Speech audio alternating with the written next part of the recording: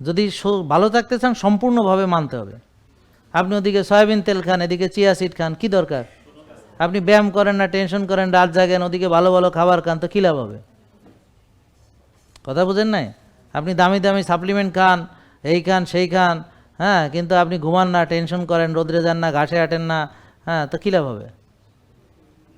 কথা বুঝতে পারছেন নাকি বুঝেন নাই? ওদিন এক সাংবাদিক বন্ধু হ্যার মারে খুব সিরিয়াস, দেখো এই সেই, মানে হ্যাঁ মনে করছে ওই যে হ্যার মায়ের গিরে ব্যথা, জয়েন্ট গার্ড খাওয়াবো, কথা এটা। তো তুই জয়েন্ট গার্ড খাওয়া, আমার জিজ্ঞেস করার কি আছে, খাওয়া দে।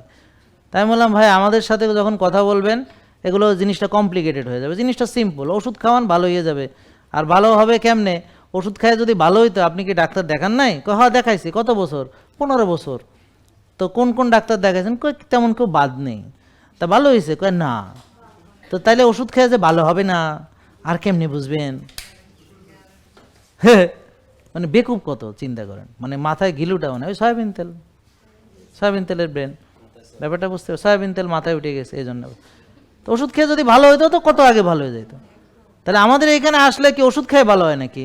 আমাদের রুগীরা রোজা রাখে, ব্যায়াম করে, কফি নামা করে, ঘাসে হাঁটে, রোদে যায়, আর্লি ঘুমায়, ভোরে ওঠে, স্বাস্থ্যকর খাবার খায়, কত কিছু নিয়ম মানে, 8টা শ্বাসের ব্যায়াম করে, আবার কি হাততালি দেয়, এমনে করে এমনে করে এমনে করে, আবার হামিং করে, হ্যাঁ হ্যাঁ, আবার হাম করে, কত কি করে।